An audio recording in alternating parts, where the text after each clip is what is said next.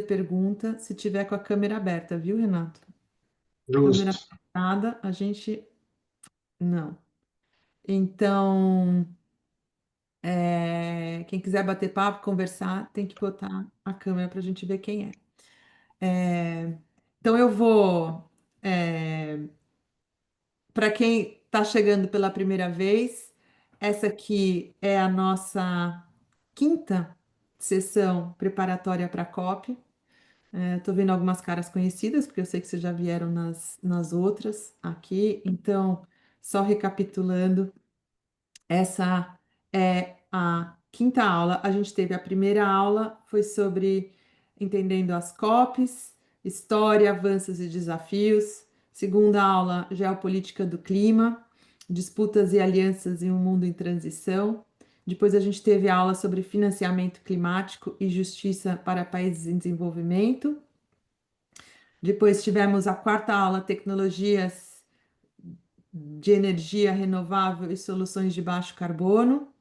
E agora, a quinta aula é sobre preservação de florestas, biodiversidade e povos tradicionais. E para dar essa aula, a gente tem nada mais, nada menos do que o Renato Rosenberg, que é nosso professor no Master em ESG. Tem algum aluno do Master aqui? Eu estou vendo alguns professores, eu não sei se tem aluno, ainda não vi. Ele é diretor de concessões do Serviço Florestal Brasileiro, então ele está lá em Brasília, né, Renato? Está em Brasília hoje, né? Tô. Está lá em Brasília, de onde ele exerce essa função super importante, que tem muita coisa bacana acontecendo. Para quem não acompanha o que o Serviço Florestal está fazendo, eu recomendo que vocês busquem aí através do Renato ou pelas mídias deles, porque tem muita coisa bacana, inovadora acontecendo. É, Ele é engenheiro ambiental pela Poli, mestre em economia pela UNB e é um amigo querido nosso aqui. Então, o Renato, muito generosamente, convidou o Leocir Carijó, o cacique. Ele vai contar um pouco da história dele. Eu nem vou me aventurar aqui a contar essa história que eu tenho aqui na minha frente, vou deixar essa parte para ele. Mas é uma honra para a gente estar aqui. Até quando ele entrou, gente, foi uma imagem tão bonita que eu falei, acho que eu vou lá dentro me trocar, passar uma maquiagem e tal, porque achei tão bonita assim a, a roupa, né? A roupa não, como é que fala? A indumentária, né? Assim, tão bonita que até me emocionei. Então, sem mais delongas, vou passar a palavra para vocês. O Renato vai conduzir, eu acho que ele tem uma parte de exposição, depois o Leocir vai falar, o Cacique vai contar, e aí depois vai ter um espaço para perguntas, mas eu deixo o Renato você administrar aí. Então, bem-vindos todos e mais uma vez, obrigada, Renato, obrigada, Cacique. Perfeito. Mônica, muito obrigado pela oportunidade. É um prazer estar aqui, pessoal. Fico muito feliz também de ver a quantidade de participantes, né? Estou vendo aqui 32 participantes. A gente fica bem feliz com todo esse interesse quando o assunto é COP, quando é clima e tanta coisa que a gente tem por fazer, né? Como a Mônica colocou, meu nome é Renato Rosenberg. Atualmente eu sou diretor de concessões florestais do Serviço Florestal Brasileiro. Eu vou falar um pouquinho sobre isso ao longo da exposição e agradecer também meu amigo Cacique Carijó.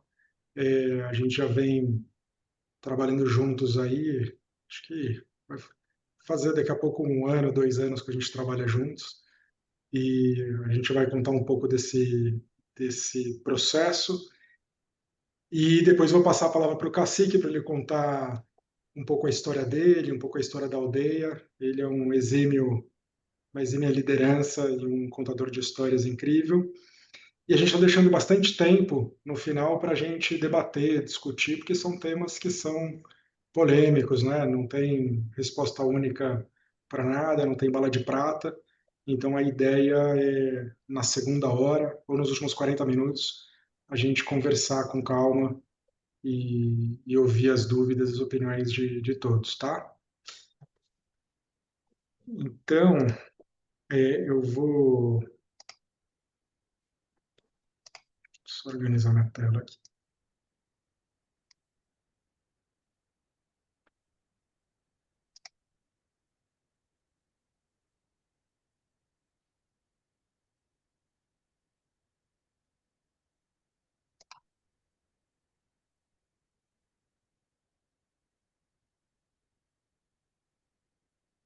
Ups.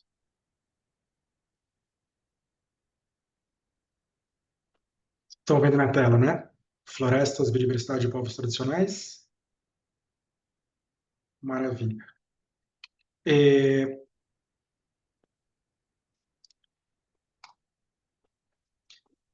pessoal, como o tema é muito amplo, eu vou concentrar um pouco, e a gente tem um tempo super curto para expor aqui algumas informações principais. Eu vou concentrar o argumento em cima da Amazônia, tá? É, acho que tem alguns pontos que vocês já sabem, mas a gente está tentando pegar alguns temas mais curiosos aqui e entender, primeiro, essa maravilha, esse nosso principal patrimônio, nosso principal ativo do país, o que está acontecendo com a floresta, pensar algumas soluções de mantê-la em pé, conservada. Em seguida, eu vou dar uma pincelada sobre a questão das comunidades indígenas e povos tradicionais, e daí eu vou passar a palavra para o cacique, tá? É, acho que como a maior parte de vocês sabem, a Amazônia é disparada a maior floresta tropical do planeta, né? Quase 60% de área, em área, das florestas tropicais do mundo são Amazônia. Está aí, né, na América do Sul, a gente tem quase 70% dela está no Brasil, e os dados, ainda grande parte dos dados, eles são desconhecidos, mas os principais levantamentos mostram que quase 10% dos mamíferos do mundo estão na Amazônia, 14% das aves estão na floresta, 8% dos anfíbios, e aí por diante. Mas tem um dado aqui para mim mind-blowing, inacreditável, que é o seguinte: em um hectare é uma área de 100 metros por 100 metros, tá? Um quadrado de 100 por 100, que é mais ou menos um campo de futebol oficial, mais ou menos.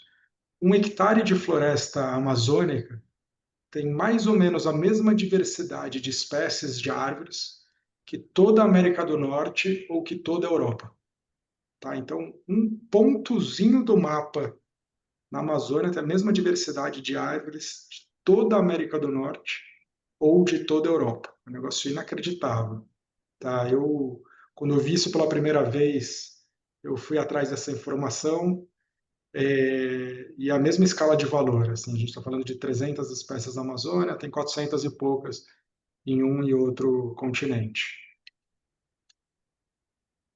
A gente está falando agora de Amazônia Legal, né? Que é uma definição política. A gente está falando de uma área de 501 milhões de hectares e algo importante, longe de ser um deserto populacional, hoje tem quase 30 milhões de habitantes, né? 22 cidades com mais de 100 mil habitantes, grandes capitais. A gente vai para Belém, vai para Manaus, são cidades super legais, super interessantes, com uma cultura viva interessantíssima, mas a gente está falando de uma região com o pior IDH do país, em níveis médios, né, índice de desenvolvimento humano, que vai medir aí longevidade, vai medir indicadores de educação e de renda. Alguns dos municípios mais pobres e com piores IDHs do Brasil, e com uma riqueza fantástica, que eu já coloquei aqui, mas além disso, né, 430 terras indígenas, lembrando que além dessas terras indígenas que foram homologadas pelo governo federal, você tem aí outras centenas que estão na fila de espera, estão sendo estudadas para que sejam oficialmente criadas, né? E a gente tem 800 e quase 70 mil pessoas que se identificam como indígenas na Amazônia, tá? Agora, quando a gente pega aqui os dados e a imagem do desmatamento, que dá um filme bem interessante sobre o que está acontecendo na região. Aqui a gente tem o desmatamento acumulado até 1985, tá? E essa imagem seguinte é o desmatamento acumulado até 2022. Então, olha a diferença, pessoal. Vocês conseguem enxergar bem aí quando eu mudo a imagem? A gente tem grandíssima parte do Mato Grosso, né? Rondônia, grande parte também foi desmatada. Até se criou um termo que a gente fala a rondonização do sul do Amazonas, né, Cacique? Onde a gente tem esse processo aqui muito rápido de desmatamento, geralmente ligados à pavimentação. Então, existe um documentário que vocês podem ver diretamente no YouTube que chama a Década da Destruição, sobre a década de 90 no estado de Rondônia, contando as questões indígenas, contando esse conflito que existiu nesse estado. E esse conflito ele surge muito após a pavimentação da BR-364, essa aqui que vocês estão vendo, né? E essa mesma que vai até o Acre e onde o Chico Mendes, a ministra Marina, participam de vários movimentos sociais contrários aí à pavimentação, aqui ó, a BR-364 e ao desmatamento. E acho que eles foram eficazes, né? Até que o Acre conseguiu segurar bem a situação. Não é um caso isolado. Quando a gente pega esse estudo aqui de 1975, da Mata Atlântica no estado de São Paulo, é muito parecido, né? Como foi evoluindo o desmatamento. Felizmente, hoje a gente está melhor do que havia sido projetado em 73. O estado está melhor do que isso aqui. Isso aqui é uma projeção de 1975. Mas, ainda assim, é uma situação triste, né? De uma queima de um patrimônio nosso social. A diferença é que em 1854 a gente não tinha muita consciência da importância da floresta, né? Importância cultural, importância econômica. E hoje a gente tem, e mesmo assim o desmatamento continua num ritmo bem grande. Ao mesmo tempo, esse desmatamento aqui que ocorre na Amazônia é um processo que está sendo muito mais rápido do que aconteceu na Mata Atlântica. É um processo muito rápido. A gente continua, mesmo nesse governo tendo caído 50% a taxa anual de desmatamento, a gente continua com uma taxa de 5.000 quilômetros quadrados por ano. Imagina, 5.000 quilômetros quadrados por ano é o desmatamento na Amazônia. E daí, pessoal, no curso do Master em ESG e Gestão Estratégica da Sustentabilidade, eu dou uma aula de 4 horas sobre economia ambiental, né?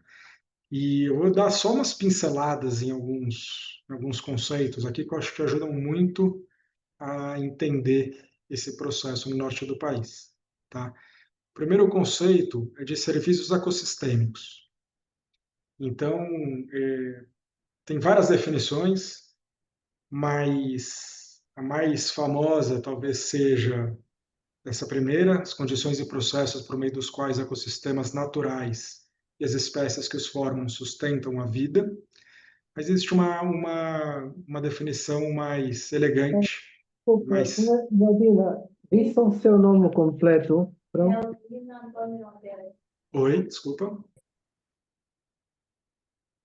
Acho que foi. Mas existe uma forma mais elegante que os serviços ecossistêmicos são os benefícios que as pessoas obtêm dos ecossistemas. Então, o que são os serviços ecossistêmicos? Ué, todos os benefícios que as pessoas obtêm dos ecossistemas são aqueles serviços que os ecossistemas estão prestando para a gente, tá? Esse é um conceito que foi criado na década de 70 por biólogos e ecólogos, e o objetivo ali era muito mais pedagógico, era mostrar justamente a importância dos ecossistemas para o bem-estar humano, tá? Que não era só conservar a floresta por conservar a floresta, mas conservar a floresta para os bem pelo bem que elas trazem aqui para o desenvolvimento humano. Mas a partir da década de 90, os economistas começam a quantificar e a dar valor econômico para esses serviços ecossistêmicos. Tá? Isso culmina na década de 90, tem o acidente de um grande petroleiro no Alasca, o Exxon Valdez. Tem aquelas cenas horríveis, né, do óleo sendo despejado na neve, no gelo, um monte de animal sujo de petróleo. E a EPA, como se fosse o IBAMA americano, faz uma análise do quanto que a Exxon teria que pagar em termos de compensação pelo dano causado. A Exxon entra no Supremo americano, contrariando aquela valoração que havia sido feita. E o Supremo americano faz um pool de especialistas e chama nada menos que 3 prêmios Nobel de economia para analisar a valoração econômica que tinha sido feita do acidente. E eles chegam à conclusão, esse relatório está na internet, ele é bem legal, chegam à conclusão que sim, aquele estudo, aquela valoração, tinham bases científicas e técnicas e poderia ser usado como base para calcular a compensação da ExxonMobil para a sociedade americana. Tá? Daí, década de 2000, a ONU chama um monte de cientistas do mundo todo e eles fazem essa avaliação ecossistêmica do milênio. É um estudo que está na internet também. Acho que o link está nessa apresentação. E eles dividem os serviços ecossistêmicos em 4 categorias. Serviços de provisão, ou seja, aqueles serviços prestados diretamente pela natureza. A gente está falando aqui de alimentos, fibras, combustíveis. Tá? E quando a gente olha para a floresta, a gente está falando de madeira, a gente está falando de castanha. Tá? Serviços reguladores, então, que são os benefícios obtidos por meio dos processos naturais, que garantem algum grau de estabilidade para condições naturais. Então, quais são os serviços reguladores que a floresta presta para a gente? São vários, né? A gente vai ver aqui. A floresta amazônica é responsável pela evaporação de grande parte da água que depois é condensada e forma chuva no restante do país. Então, essa é uma forma de regulação. A gente sabe também que a floresta amazônica consegue captar, sequestrar muito carbono da atmosfera, de forma que se a gente desmatasse toda a floresta, não existiria nenhuma possibilidade de a gente alcançar os objetivos do Acordo de Paris, né? Para quem não lembra, o Acordo de Paris foi firmado entre quase todos os países e prevê os meios para a gente chegue ao máximo de aumento da temperatura em 1,5 grau. E daí até um termo meio engraçado, assim, ó, preferencialmente um aumento de 1,5, 1 grau Celsius e meio, podendo chegar até 2 graus de aumento de temperatura. Tá? Mas os ecossistemas também prestam serviços culturais, benefícios não materiais, né? Enriquecimento espiritual, desenvolvimento cognitivo. Hoje mesmo eu estava vendo uma matéria na Folha de um médico sobre longevidade e ele fala a importância de contato com a natureza para a gente ser mais longevo. E daí tem um 4º tipo de serviço, que é o serviço de suporte, um pouquinho mais complexo, mas é como se fosse os serviços para prestar os outros serviços, tá? São serviços necessários para a produção de todos os outros serviços ecossistêmicos. Então tem uma relação indireta aí com os seres humanos. E, pessoal, cada vez mais, longe de ser um papo de biólogo, de ecólogo, de ambientalista, várias instituições internacionais foram reconhecendo a importância dos serviços ecossistêmicos para a sobrevivência humana. Tá? Então, a avaliação ecossistêmica do milênio, 2005, falando ó, são fundamentais para a sobrevivência e para o bem-estar dos humanos. O IFC, que é o braço privado, é o braço do Banco Mundial que financia empresas, né? Falando aqui, ó, a gente não pode interpretar erroneamente. Toda a economia é dependente da biodiversidade de uma forma ou de outra, tá? Não é, um pedacinho da economia, não é uma questão de nicho. Toda a economia depende dos serviços ecossistêmicos. Da mesma forma, o Fórum Econômico Internacional também mostrando que 44 trilhões de dólares em valor econômico, ou quase metade do PIB mundial, é moderadamente ou muito dependente da natureza dos seus serviços.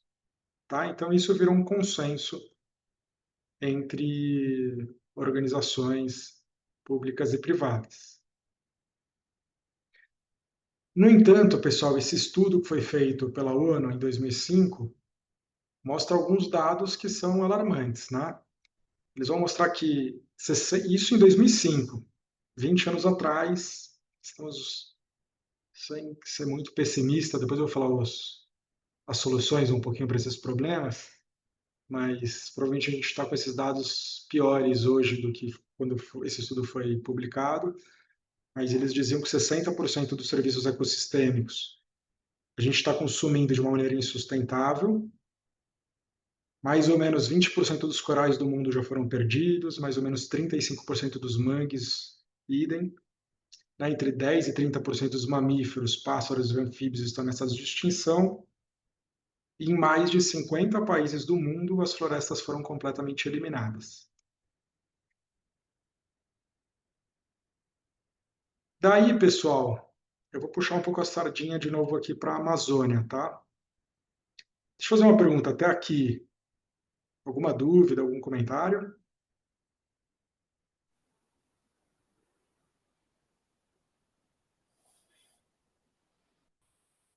Posso seguir em frente? Só desespero mesmo, Renato. Não, calma, eu vou falar um pouco das soluções daqui a pouquinho. Tem solução, é difícil, mas tem. E quando a gente olha para a Amazônia, especificamente, a gente vê que ela gera benefícios globais, regionais e locais, tá? Em termos globais, o principal benefício que a Amazônia gera é a questão que eu coloquei do sequestro de carbono. A gente tem aqui, em termos de biomassa, cerca de 10 anos de emissões no mundo. Tá? Então, se a gente pegar tudo que a gente emite hoje e a gente multiplicar por 10, a gente vai ter mais ou menos o estoque de biomassa aqui dessa região. E o que os cientistas falam é que eu comentei antes, é que não existe nenhuma possibilidade de a gente alcançar o Acordo de Paris sem a gente conservar a floresta. Tá? Então não existe estabilidade climática sem a conservação da floresta. Esse é o maior benefício global da floresta em pé. Pergunto para vocês, no entanto, o Brasil, a gente recebe recurso por esse serviço que a gente presta para o mundo todo? A resposta é pouco, né? Tem uma iniciativa ou outra, um fundo Amazônia, $1 bilhão, mas é peanuts, perto desse benefício, tá? Existem benefícios regionais também. Eu diria que o principal deles é que a água evapora aqui na floresta, bate nos Andes e vem chover no resto do país todo. A gente não teria a produtividade que a gente tem na agricultura no sul e sudeste e centro-oeste do país sem essa chuva que é formada por meio desses que os cientistas começaram a chamar de rios voadores. E é muito doido, pessoal, porque são rios mesmo. É vazão de rio amazônico que está saindo aqui da floresta e vindo para o resto do país, chegando até na Argentina e no Uruguai. Tá? Além disso, onde que estão nossas principais hidrelétricas no país? No sul, né? Daqui a pouco já vai, a maior parte vai estar aqui, mas hoje ainda no sul. Também não existe essa geração de energia elétrica em Itaipu, por exemplo, sem esses rios voadores. E quando a gente vai desmatando, a gente está reduzindo também essa evaporação, vai ser menos chuva aqui no restante do país. Tá? E existem benefícios que a gente não consegue nem mensurar ainda, né? Quando a gente diz que a floresta abriga 10% das espécies do planeta, vai saber o que não tem de cura ali do câncer, o que não tem de remédio para emagrecimento, para perda de cabelo, que estão ali ou naturalmente ou por meio dos conhecimentos tradicionais, tá? E sobre essa questão dos rios voadores, estava lendo um texto, né, de um climatologista mostrando que assim outras áreas do globo que estão nessa mesma latitude aqui, elas são super secas, na África e na Ásia. E mesmo aqui na América do Sul, ó, o que a gente tem aqui, ó? Desertos, né? Então, quando a gente tem os Andes aqui, ó, segurando essa água que foi evaporada do norte do país, a gente tem desertos, que é o que a gente teria aqui se não tivesse a floresta.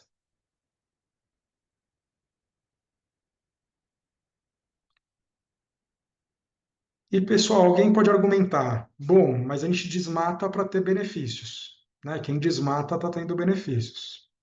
E daí tem algumas questões que a literatura mostra. Primeiro, esse desmatamento ele é majoritariamente ilegal, ele é 99% ilegal. Ele funciona sobretudo para a expansão da pecuária, e é uma pecuária de baixíssima produtividade, e muitas vezes esses pastos que eles são criados, eles se degradam muito rapidamente e eles são abandonados, tá? Então, de fato, a gente não tem muitos benefícios econômicos do desmatamento, tá? A gente pode ter alguns benefícios financeiros isolados para quem está ali desmatando, mas para a gente, enquanto sociedade, são benefícios muito limitados, enquanto o custo disso é bem alto, como eu coloquei acima, né? Isso é o que na economia a gente chama de externalidade, tá? O que é externalidade, né? Se tem alguém desmatando, o cara vai ter uma renda a mais ali por mês, por ano, pelo menos nos primeiros períodos, mas o custo daquilo é dividido entre toda a sociedade. Esse que é o conceito que os economistas chamam de externalidade. É um ponto bem chave para a gente entender o desmatamento. Qual que é a ideia aqui, né? Vamos pensar na perspectiva do proprietário rural. E daqui a pouco eu vou começar a falar das soluções para a gente sair todos felizes aqui dessa terça-feira.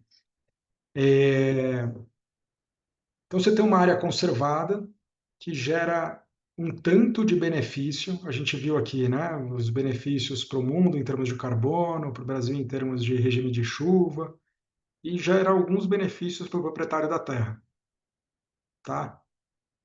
Esse cara pode desenvolver um turismo rural aqui, esse cara pode fazer uma roça, são benefícios menores. Essa mesma área, se ela for desmatada, o benefício total dessa área, o benefício para toda a sociedade dessa área, vai diminuir. Vai sair daqui e vai cair para cá, certo? No entanto, o benefício para o proprietário rural aumenta com esse passo de baixa produtividade que eu comentei. Então, sai desse benefício que ele tinha com a área conservada e vai para esse benefício aqui com a área desmatada. Tá? Então, de uma maneira geral para a sociedade, o benefício cai, mas para o cara, para o proprietário especificamente, aumenta.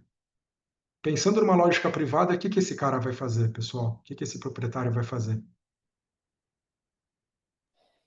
Vai Vai desmatar ou vai desmatar. conservar a área? Vai desmatar, certo?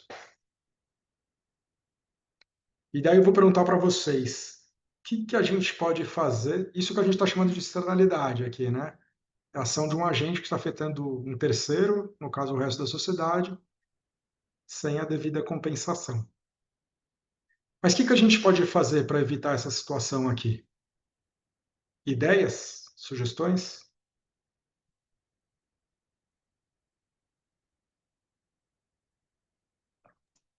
que a gente pode fazer para evitar que o cara desmate aqui, para manter esse benefício global aqui maior? Podem falar, pessoal, não tem certo e errado, não. Ter atrativos, né, para manter a floresta em pé. E, desculpa, quem falou? Oi, Vanessa. Ô, Vanessa, atrativos para manter a floresta em pé, por exemplo. Tá certíssimo, nessa linha mesmo. Por exemplo. Algo relacionado à economia, atividades, né, trazer outras perspectivas para que ele não veja o benefício de desmatar, porque não há benefício nesse processo. Exatamente, é o que o pessoal tem chamado de bioeconomia, né? Desenvolver a economia da floresta em pé. É lindo, tá? E é com que eu trabalho. Estou sendo irônico, não, mas é bem difícil. Mas a gente vai pensar aqui em algumas alternativas, mas é essa linha mesmo. Então, por um lado, a gente tem que aumentar os incentivos, ou seja, talvez fazer com que esse azul aqui, vê se você concorda com o que eu estou falando, cresça, certo? O benefício privado do cara seja maior do que do desmatamento. Mas também a gente precisa reduzir o benefício privado do desmatamento. A gente tem que atuar dessas duas maneiras, né? Aumentando o benefício privado da conservação e reduzindo o benefício privado do desmatamento. Outras ideias, pessoal? Caio ameaçou falar aí. Eu ia falar justamente nessa linha, diminuir o benefício que o sujeito tem com o desmatamento, né? Quer Como que a dizer, gente faz isso? tirando a terra dele. Não é uma ideia não. Quando a gente cria unidade de conservação de proteção integral, a gente está dizendo, ó, essa área agora é estatal e quem vai cuidar disso é o poder público. Mas e no sentido de punição? Desmatou, perde a área. Você tem a lei de crimes ambientais. Eu não sei o que ela diz sobre isso, mas é engraçado, né? Eu acho que não tem nada nessa linha. Mas tem multas em tese, tá? Multas pesadíssimas, obrigação de compensar e é crime. Ou seja, é cana, não é uma questão que você só vai compensar a sociedade financeiramente. Em tese, é cana, tá? Tem outras formas também. Por exemplo, o Código Florestal vai dizer, ó, no norte do país, no bioma amazônico, 80% de uma propriedade privada tem que ser conservada. Não é pouco e não é tranquilo. Imagina, 80% da propriedade tem que ser conservada. No sul e sudeste é quanto? Vocês sabem? É 20%. Imagina a chiadeira quando o governo toma esse tipo de atitude. Renato, Eu. tem duas alunas que colocaram no chat. A Mônica falou precificar a externalidade e a Patrícia colocou pagamentos por serviços ambientais, mas ela também fez um comentário, tragédia dos comuns de Harding. Ah, que legal, Patrícia. Na aula de economia eu falo muito da tragédia dos comuns. Pagamento por serviços ambientais, perfeito, é um incentivo positivo. Então você vai falar assim, ó, quem conservar vai receber um valor por hectare, por serviço prestado, ano a ano. Tropical Forest Forever Facility, Patrícia comentou aqui. Eu estou rindo porque esse é um projeto que meu chefe é o Garo, é o diretor-geral aqui do Serviço Florestal, ele que está encabeçando, e a gente discute isso bastante. A Renato, grande questão, em termos conceituais, é exatamente isso. Tá? A gente tem que remunerar quem mantém a floresta em pé. vai sair? Vai sair? Esse fundo vai sair? Espero que sim. Ó, isso é insiders information, privilege information. Não, o governo brasileiro já se comprometeu com 2 bilhões de dólares, agora trazer os outros países. E acho que é esse que é exatamente o ponto. Todo mundo concorda que a gente precisa pagar para quem mantém a floresta em pé. A gente precisa compensar quem gera esse benefício para a sociedade. A pergunta é, da onde que sai o dinheiro? Esse é o principal dilema, tá? Mas isso que o TFFF quer fazer. Outro mecanismo é você pagar para quem evita desmatamento, um pouquinho diferente, mas é mais o formato de um projeto de carbono. A gente não falou aqui de carbono, aqui algumas. Pagar para o cara que conserva, para o cara que reduz desmatamento, ou então pagar para quem restaura, né, via projeto de carbono, turismo sustentável, manejo florestal sustentável, eu vou falar um pouquinho melhor sobre isso daqui a pouquinho. E,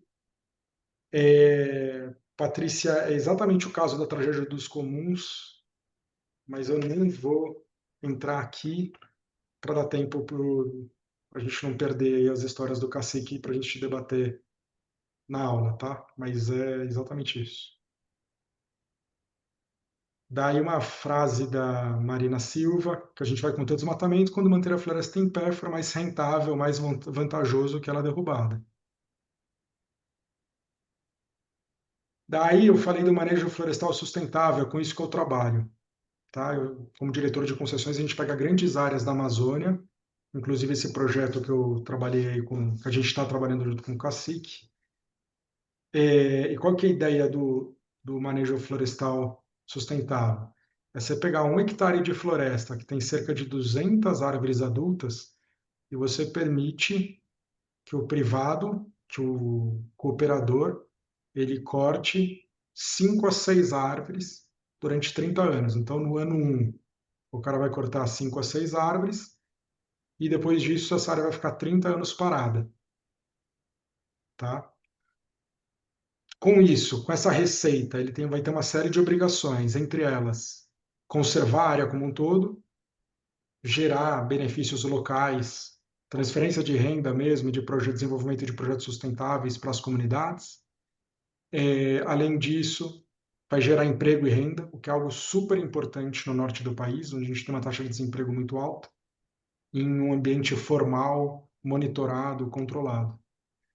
Quando a gente pega aqui imagens de radar, tá? Tipo uma imagem de satélite um pouco mais precisa, aqui ó, uma área que em 2011 foi feito o manejo. No ano 2, a mesma área, a gente vê a floresta já se regenerando. Aqui é a estrada principal, aqui são as estradas secundárias. Depois de 10 anos, a gente quase já não vê as cicatrizes e essa área vai ficar mais 20 anos em pousio. Então, essa é uma forma, manejo florestal sustentável.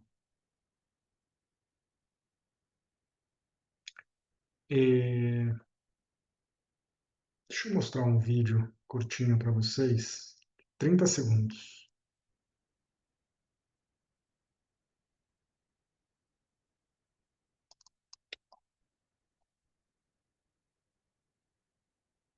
Vocês enxergam aqui um vídeo? Sim. Sim. Só que tá sem som, professor. Não sei se. Ah, não tem som mesmo. A gente vai colocar Ah, tá bom. um rock pauleira aqui de trilha sonora. Então, em vermelho a gente vai ter o desmatamento. Aqui a gente tem uma floresta nacional. Aqui a gente tem outra floresta nacional. E olha o que vai acontecendo ao redor e mesmo no interior das florestas, mas ao longo do tempo. Isso é em Rondônia, tá?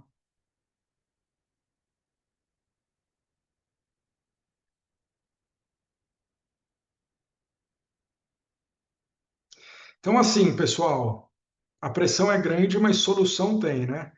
E uma coisa interessante é isso aqui, ó, que esse pedacinho aqui é uma área privada entre as unidades de conservação. Por acaso, num evento eu conheci o dono dessa área e ele trabalha com manejo florestal e com carbono. Então ele conseguiu conservar aqui. Eu até perguntei, mas e em relação à soja? Vocês ganham mais ou menos que a soja? Ele falou, Renato, em ano bom até que empata com a soja. Então, assim, tem solução. Não é simples, mas estamos aí para isso. Aqui, ó, eu, o cacique, a ministra, meu chefe, nesse projeto perto da área do cacique, de 450 mil hectares, no município de Apuí. lá na B3. A gente ficou muito feliz de mostrar que é um projeto grande, né? Não é mais...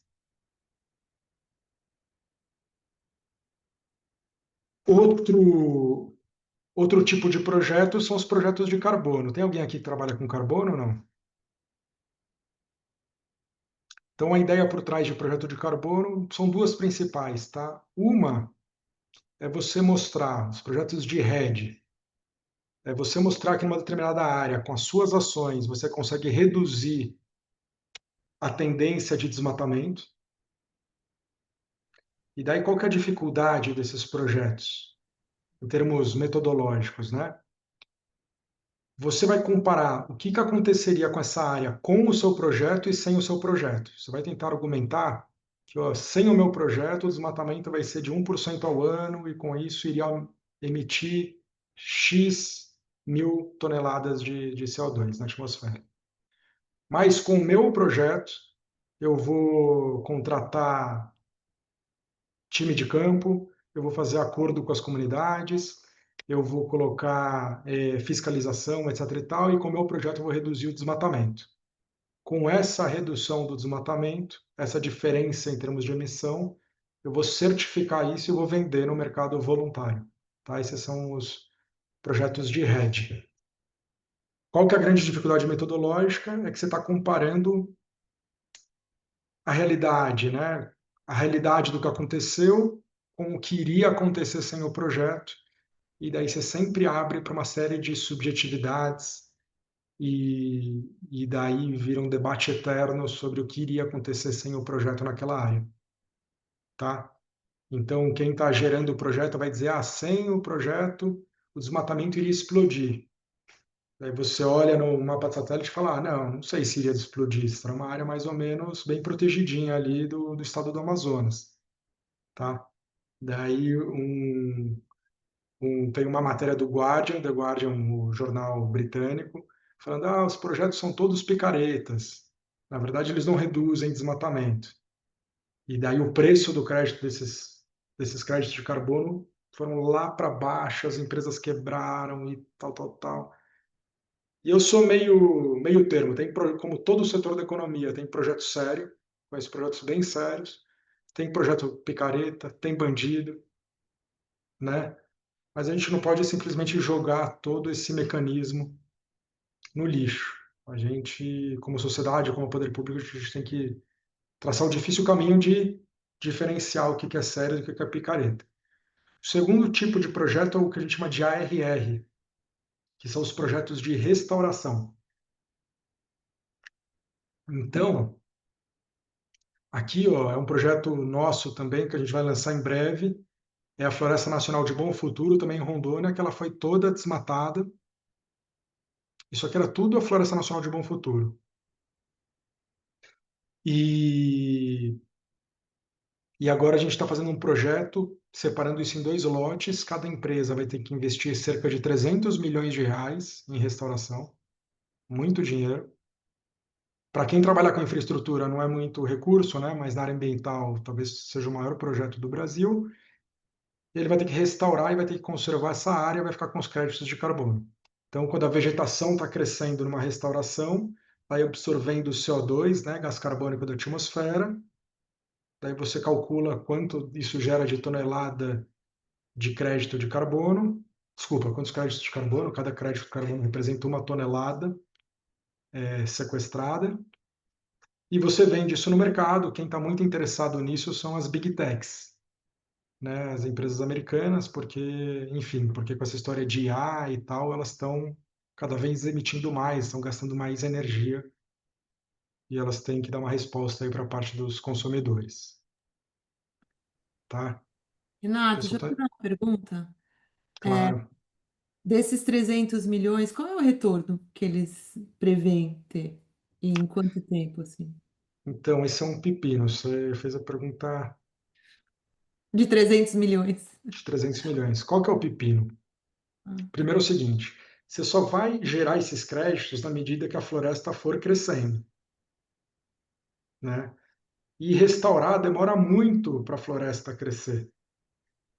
Então, você faz a primeira fonte de receita Primeiro ano de receita no 5º ou 6º ano depois da restauração. Tá? E num país que tem os juros altos como o nosso, é um projeto que ele se torna difícil. Você tem todo um setor econômico interessado nisso, essas empresas novas, né, que nasceram para isso, Biomas, Mombac, Regreen, não sei se vocês ouviram falar, mas são todas empresas novas de restauração que nasceram capitalizadas. Mas a gente vai precisar de vários arranjos aí para financiamento público, BNDES, porque a gente está falando de 600 milhões de reais para uma área de 15 mil hectares e a gente precisa restaurar 4 milhões de hectares na Amazônia. Então a gente precisa de dezenas de bilhões de reais, tá? Então, assim, dá dinheiro, mas você precisa vender muito bem esse crédito para essas big techs, por isso que também só essas big techs compram esse tipo de crédito. E você tem que ter muita paciência, tem que ser um capital paciente aí. Não vai ser no dia seguinte. É isso aí. Então, pessoal, indo um pouco para os finalmente, para passar a palavra para o Cacique. Hoje, quando a gente olha para a Amazônia, cerca de 25% é terra devoluta, que a gente chama de floresta pública não destinada. O que é isso? São áreas públicas que não são nem unidade de conservação, nem área privada, nem terra indígena. E são essas áreas que concentram a maior parte do desmatamento no país. Tá? 23% são terras indígenas, 21% imóveis privados e cerca de 20% aí unidades de conservação.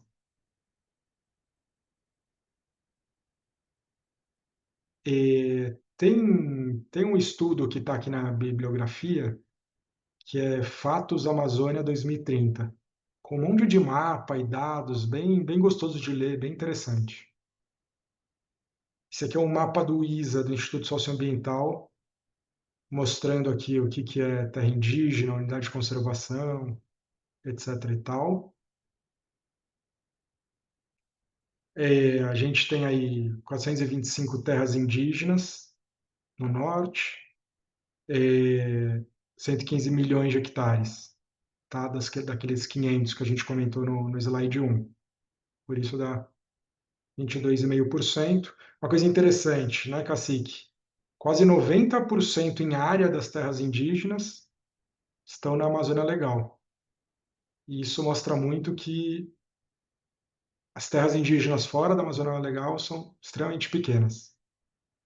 Não vai dar tempo para falar aqui, mas a gente tem várias situações de concessões no sul do país que foram ocupadas recentemente pelos Xoclens, por outras comunidades indígenas, e é realmente uma questão super difícil, porque o território deles virou super pequeno, eles ocupam uma área florestada que é do ICMBio, né, que é o nosso Instituto Chico Mendes, e daí você gera um conflito que ninguém sabe resolver. E outra coisa muito interessante, que o Cacique também pode falar com muito mais propriedade que eu, é a questão dos indígenas isolados. Então, a gente tem 118 registros de indígenas isolados no Brasil. Vocês sabiam disso? A visão da FUNAI e do poder público é o regime de isolamento ele é voluntário. Essa turma sabe que existe alguma coisa, que existe alguma sociedade, que existe alguma coisa fora. Pessoal, não sou antropólogo, tá? Então, se eu usar um termo errado, vocês me desculpem. Mas a ideia geral é que eles sabem disso e eles estão em isolamento voluntário. Eles não querem ter o contato, eles fogem do contato e, portanto, a visão do Estado brasileiro é de proteger esse isolamento. Tá? A gente é o país com o maior número de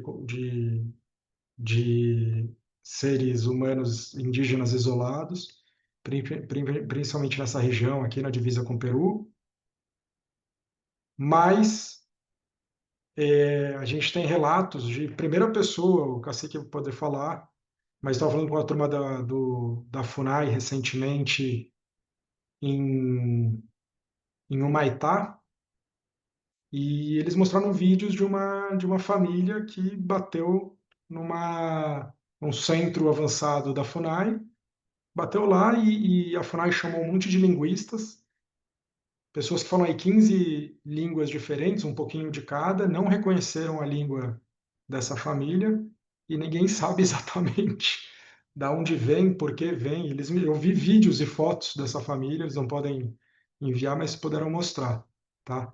Tem até aqui um indício na Chapada dos Veadeiros. Aqui, ó, pertinho.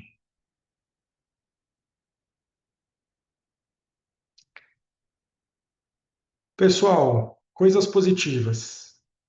Embora, quando a gente pega aqui a taxa de desmatamento do norte do país, a gente vê que teve um período, e não estou fazendo defesa de nenhum governo, nada disso, mas de algumas políticas que foram bem efetivas, tá? A gente tem um período aqui de alto crescimento econômico e redução brutal do desmatamento.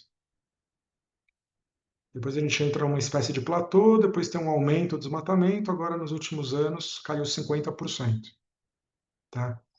Existe um livro que conta a história dessas políticas que chama O Silêncio da Motosserra. Vale muito a pena ler, é gostoso de ler. Mas vai contar o que se considera que deu certo aqui.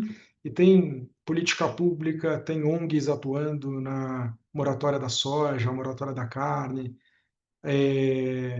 tem doação internacional, tem desenvolvimento tecnológico, a gente desenvolveu uma série de sistemas de monitoramento, tem, enfim, uma série de ações que deram muito certo nesse período e a gente tem que ver, analisar e tentar manter essas políticas e melhorá-las para a gente manter esse nosso patrimônio em pé. Para fechar, pessoal, um comentário. Na maioria dos países, a maior parte das emissões de gases de efeito estufa vem da onde? Vem da indústria e do setor de energia. Tá? No caso do Brasil, quase 50% das nossas emissões vem do que a gente chama de mudança de uso da terra e floresta, também conhecido como desmatamento. Tá? Então, 50% das nossas emissões vem de desmatamento, mais 18% aqui da agricultura, da agropecuária. Tá? Isso é muito ruim, por um lado, por outro, é uma grande oportunidade, porque reduzir as emissões no Brasil é muito mais barato do que reduzir emissões em outros lugares do mundo. Enquanto no Japão você vai ter que trocar de tecnologia, você vai ter que ir para nuclear, etc. e tal, aqui é reduzindo o desmatamento. E a gente pode transformar isso em crédito de carbono, e a gente pode vender isso para o resto do mundo. Estou simplificando um pouco a história, mas... E uma coisa interessante, geralmente no resto do mundo você tem uma correlação entre emissões e PIB. Quanto maior as emissões, maior o PIB. Geralmente, tá? Um americano, um cara da Califórnia tem as emissões lá em cima. E o PIB per capita lá em cima também. No Brasil, essa correlação não se verifica. Ó. As maiores emissões estão em Rondônia, per capita, né? Que não tem um PIB per capita alto. Né? São Paulo, você vai ter, ó, nosso estado mais industrializado. Você tem um PIB per capita alto e uma emissão per capita baixa. Olha que curioso. E olha que legal também como a gente pode fazer um mercado que faça essa turma aqui pagar para evitar a emissão dessa turma aqui comprar esses créditos aqui. Não ia ser legal a indústria de São Paulo pagando para reduzir o desmatamento e as emissões? Norte, já que a gente viu que é uma emissão que gera pouco benefício social e econômico. Pessoal, é isso. O tema é muito amplo, daí dei uma pincelada, mas é um prazer enorme falar para vocês. E vou passar a palavra para o Cacique, só comentando um caso interessante com ele. Eu já tinha, na verdade, a gente já se conhecia de algumas reuniões aqui de Brasília, mas eu estava num evento em Manaus e eu recebi um ofício do Ministério Público questionando um processo que a gente estava fazendo e o Ministério Público perguntando se eu tinha consultado uma determinada aldeia.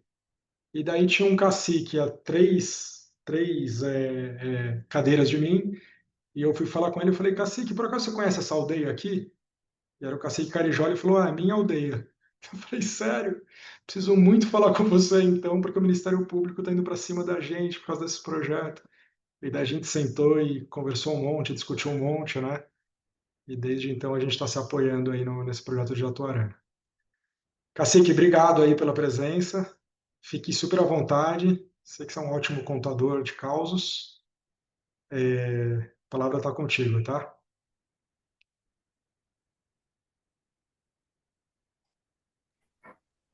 Eu acho que alguém levantou a mão aí, Renato, para fazer alguma pergunta para vocês. É verdade. Eu ia falar o Adriano. Adriano, Diga, volta. Adriano. Oi, boa noite. Desculpe aí interromper o início da palavra do cacique, mas é só uma dúvida. Você Claro. mostrou um gráfico aí, Renato, que 46% das emissões vem do desmatamento. E eu Isso. observei que 27% da agropecuária. Então, já só esses dois já comprometem mais de 70%. E a inter-relação entre eles, porque o desmatamento desses 46%, quanto é para a agropecuária? Existe estudos nesse sentido? Existe, e ó, um número fácil, tá? Eu diria aqui, depois eu posso até, eu já tive acesso a essa informação, mas é cerca de 90% do desmatamento é abrindo para a pecuária, aquela pecuária de baixa produtividade. Então você está totalmente certo. Tem uma sinergia negativa, né, no caso, grande entre esses dois números. Como a gente se vende barato, né? Depois fiquei pensando nesse número. 300 espécies, 150, mesmo que na Europa. Gente, é demais, né? Enfim. Vai, cacique, vamos lá. Conta pra gente aí. Boa noite para vocês novamente, né? Então acho que estamos com 41 participantes nesta sala, né? E então assim, quando o Renato me propôs essa proposta, você não quer vir lá comigo lá para participar, convidado assim? Aí eu, tipo assim, eu não sou de fazer muita pergunta, né? Não, já aceito logo, não importa o que vai acontecer, eu já aceitei logo, né? Aí depois ele mandou aí esse bannerzinho, aí eu vi o nome, entendeu? Projeto, aí eu me preocupei, eu falei, vou pesquisar o que é isso aqui. Aí eu fui pesquisar, eu entrei em pânico, porque aí eu só vejo pessoas de grande escalão, entendeu? Eu falei, nossa, eu ali no meio ali, eu sou um grãozinho de areia, porque eu tô vendo aí é formado, não sei de que área, área. Eu falei, rapaz, eu vou me programar, eu vou ter que montar uma aula, alguma coisa assim, porque senão eu vou passar apurado, porque eu acho que tem expert aí nesse meio aí, né? Então, tipo assim, aí agora, quando eu entrei, já com o maior trabalho, né? Aí eu consegui entrar, até mandou mensagem aqui, eu consegui entrar. Aí a gente vai se socializando aos poucos, né? Porque a gente ainda é muito caipira, entendeu? Em relação a quem está aos nossos arredores, né? Então, tipo assim, aí eu topei, eu falei, não, bora lá, Renato, vou lá participar para ver o que é, né? E também, né, talvez, quem sabe, não seja uma oportunidade a gente vir em outras, né, em outras aulas, e não sei, a gente fala assim, que as coisas tudo é movido, porque nós povos indígenas, a gente acredita muito os nossos iluminados, entendeu? Eles que guiam a gente, entendeu? Às vezes a gente está com dificuldade em alguma coisa e esses nossos ancestrais colocam no nosso caminho aquilo que a gente está desejando, muitas vezes aquilo que a gente nem está sabendo que está acontecendo, ele está guiando por nós para que não dê nada certo. Uma prova disso é o dia que o Renato estava em Manaus, justamente, né, sobre o fato que ele acabou de relatar para os nossos participantes da sala. Então, assim, eu fico feliz de estar ecoando a fala dos povos da floresta dentro do Progesa, né, convite ao Renato. E então, assim, contei para que essas horas chegassem, para que a gente pudesse se conhecer e eu dizer para vocês de tudo que o Renato mostrou. Eu fiz até algumas anotações aqui também, que eu gosto também de fazer algumas anotações para não perder o clima, né, da aula.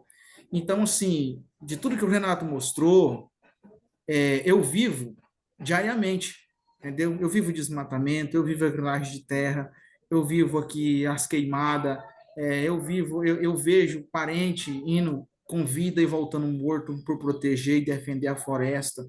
Então, eu vivo isso aí diariamente. Então, assim, os nossos amigos que tá nessa sala, que tá ouvindo a gente, então eu digo a vocês, a Amazônia, ela é muito legal, ela é muito linda, um lugar bom de se viver, entendeu? Só que, assim, quando se trata de vamos defender a floresta, vamos proteger a floresta, a gente que somos indígenas, somos quilombolas, somos ribeirinhos, a nossa força ela é bem pequenininha em vista de quem está na administração do agro.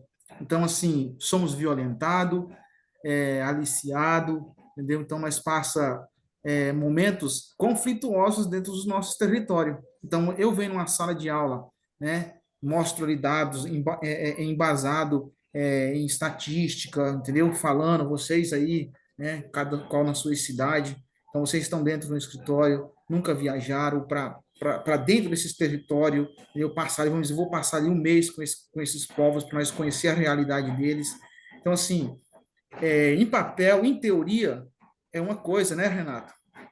Em prática, é outra coisa. Aí, em prática, é que vem essa expressão. E eu achei uma frase interessante de um parceiro, Caio Vinícius, ele colocou no chat, ele colocou: terra é dinheiro, dinheiro é poder, tirar a terra é tirar o poder. E justamente isso aí a gente vive diariamente, todo dia. Porque na Amazônia, ela é bem, vamos dizer, vulnerável, entendeu?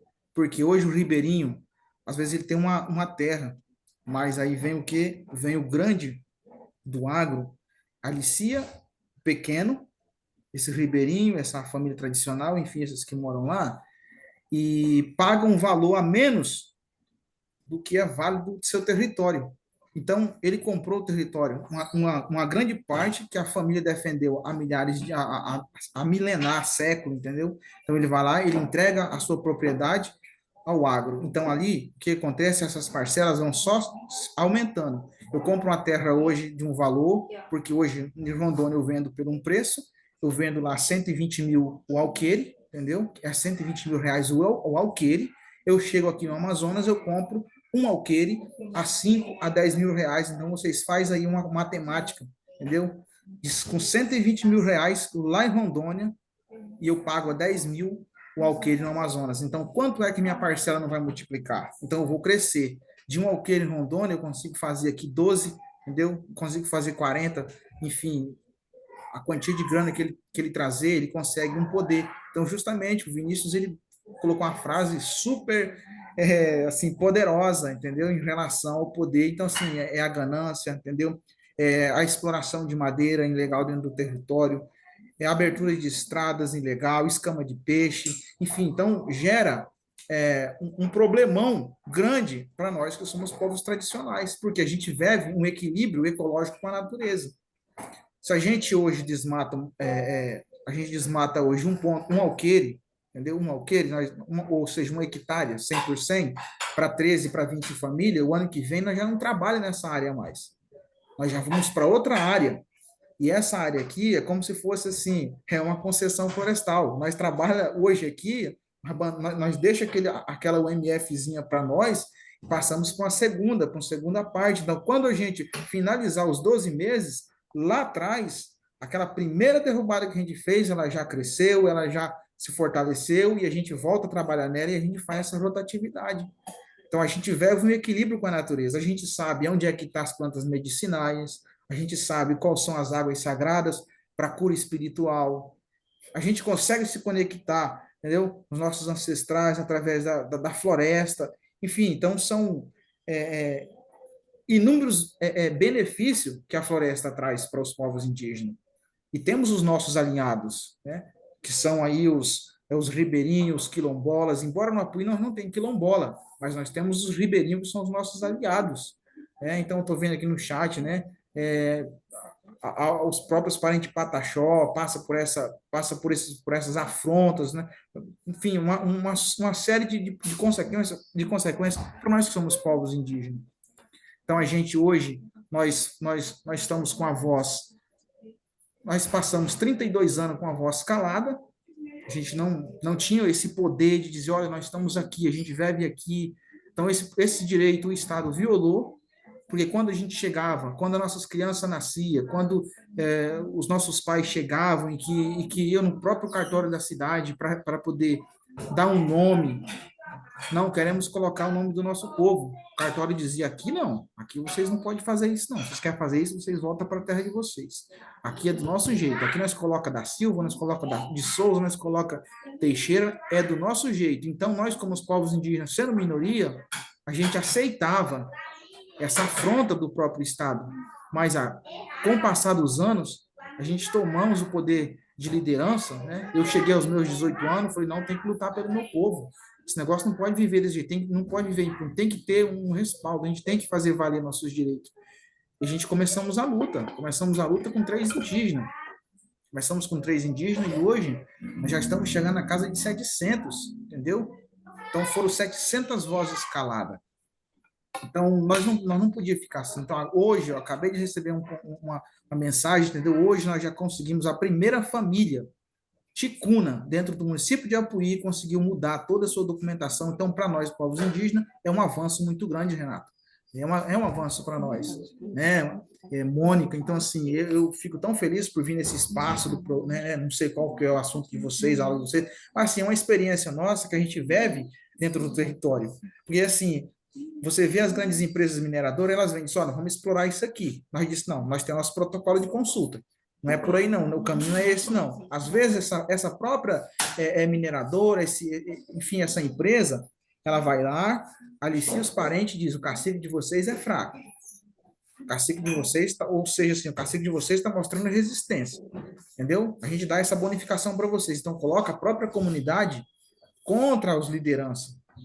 É o que está acontecendo em Altazes, em relação ao potássio, entendeu? A própria comunidade indígena negando a demarcação territorial, se é um sonho de todos nós. Nós temos 118 povos isolados, espalhados pelo Brasil, entendeu? Então, assim, os próprios indígenas indo contra o outro. Isso é aí o que acontece? As empresas do agro, vamos dizer, nós falamos agro que já inclui logo tudo, entendeu? Assim, a gente diz assim, se essas empresas elas chegam e dividem o movimento indígena, então a vitória elas são aplaudidas pelos que não são indígenas. Poxa, a gente conseguiu desarticular o movimento, então alguém mostrou uma brecha e uma flexibilidade. Então eu desarticulando um líder indígena, eu consigo mobilizar toda a comunidade para vir do meu lado. Eu mostro os benefícios, mas eu não mostro o negativo. Então a gente passa por essas afrontas. Então, hoje, nós dizemos assim, eu venho aqui dentro do Progesa e digo para vocês, entendeu? Com toda a minha convicção e certeza, eu levantei, estou lutando pelo meu povo, porque nós dentro do município, a gente não tem inimigo pela parte daqui, dos grileiros, dos madeireiros, entendeu? Dentro do nosso território. Mas o próprio inimigo nosso é o próprio governo, que está se opondo contra nós. Então, colocando um monte de dificuldade para poder liberar o uso da nossa terra. Nós mesmos não podemos trabalhar na nossa terra. Nós não podemos viver dos nossos recursos naturais. Cadê o tratado da OIT, a Convenção 69? Aonde que está? Então, assim, o nosso direito está sendo violado. Nossas vozes estão sendo caladas. Mas a gente não vai se recuar, a gente não vai baixar, entendeu? Nós temos que ter resistência, tem que resistir. Porque nós estamos há milhares de anos aqui, dentro do nosso território. Agora o ICMBio está fazendo um trabalho com a gente, fizeram, enfim, uma afronta, não sei nem se eu posso falar isso aqui, entendeu? Não sei quais as políticas de você, que a gente tem que cuidar muito do que vai falar também. Né? Não, você pode falar o que você quiser. Vou falar um pouco meio resumido, né? Então, assim, a gente tivemos um embate com eles violentamente. Mas, Carijó, deixa eu só, desculpa te interromper. Sim. Mas deixa eu só explicar para o pessoal conseguir ter na cabeça mais ou menos a situação lá. Então é o seguinte, a gente está falando do município de Apuí, tá? Que fica no sul do Amazonas. Eu vou abrir um mapa aqui daqui a pouco. E daí o cacique, ele é líder de uma aldeia que tem 11 ou 12 etnias diferentes. 11, né? 12, Renato. 12? Então Isso. tem 12 etnias diferentes. dentro dessa aldeia. Tá? Então, tem várias representantes que foram realdeados, certo? Realde. Então, a gente tem um projeto, daí eles são vizinhos a uma floresta nacional. Só mais uma coisa. O Apuí é por onde passa aquela rodovia transamazônica, que é aquela rodovia que foi, né, foi construída na ditadura militar e que, à medida que foi com a ideia de que você tinha uma Amazônia que era totalmente desocupada e a construção ela se baseou de tirar, entre aspas, o excesso populacional do Nordeste e levar por toda a Amazônia. Tá? Então ela sai do Nordeste e vai até Lábrea, ali pertinho da Terra do Cacique. Do lado da Terra do Cacique tem uma floresta nacional, que é a Floresta Nacional Jatuarana. Floresta Nacional é um tipo de unidade de conservação de uso sustentável. Ela não é aquela de proteção integral que não pode fazer nada. Ela pode ter uso, mas só usos sustentáveis dos recursos. E essa aldeia do Cacique, me corrija se estiver errado, mas só para ilustrar um pouquinho melhor para o pessoal mais ou menos enxergar. E essa aldeia do Cacique, ela não estava no radar da FUNAI. Então, ela, certo?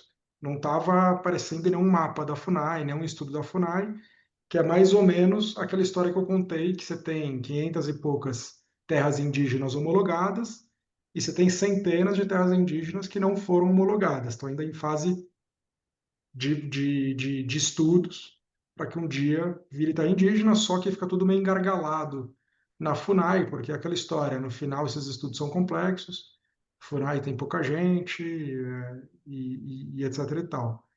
Foi nesse processo que a gente se conheceu, tá? Então, quando o cacique falou, ó, parte do que vocês vão conceder é um território sagrado nosso. E daí a gente sentou para conversar e a gente tirou da concessão essa parte que o cacique disse que ou era de uso ou que era sagrado dessas comunidades, certo? E quem que é o ICMBio que ele está falando? O ICMBio, opa, desculpa. E o ICMBio é o Instituto Chico Mendes. Pessoal, tem alguém com o... Deixa eu tentar. Microfone aberto. O ICMBio é o Instituto Chico Mendes, que é parte do Ministério do Meio Ambiente, que cuida das unidades de conservação. Então, existe uma espécie, não vou chamar de conflito, mas existe de um lado o ICMBio querendo proteger os recursos naturais dessa floresta nacional, e tem o cacique e essa aldeia dizendo, ó, a gente faz uso tradicional, tá? Embora a visão hoje do ICMBio seja tentar, no máximo possível, conciliar essas coisas. Mas daí eu te devolvo a palavra, cacique, só para tentar um pouco ilustrar aí para o pessoal. Tá? Vou achar o mapinha aqui, para tudo. Volto para você, pode continuar. E fica à vontade, fala o que vier no coração aí, mas só para o pessoal entender. Ô, Renato, obrigado aí. Eu também passei até batido aqui, entendeu? Era para ter explicado, né? Mas tá bom. Mas abre o mapa e mostra para eles também, dá perdão aí. Então, assim, e a gente teve esse embate e a gente está construindo agora um termo de convivência, né? Para que a gente possa viver em harmonia com eles e eles em harmonia com a gente. Porque, no entanto, a gente já está aí com 2 anos, já está mais ou menos aí com 2019, 2016, eles derrubaram 2016, eles derrubaram nossas casas na comunidade e só derrubaram, não colocaram fogo. Aí agora, 2024, eles, no dia 2024, no dia 22 de dezembro, 22 por aí, 23, eles colocaram fogo, né, na nossa comunidade e aí acabou com tudo, né? Então, assim, a gente ficou bastante triste e, ao mesmo tempo, revoltado. E aí, como a gente tem um grupo grande de indígenas, ele se propôs, né? Falou, não, a gente vai e a gente pega eles também. Já que eles estão acabando com as coisas de vocês, a gente pega eles também e a gente vai agir na força bruta. E aí é onde a gente entra para mediar um conflito. Não é assim, a gente não quer isso aí, a gente quer ver qual é o lado mais fácil para a gente conseguir consolidar isso aí, né?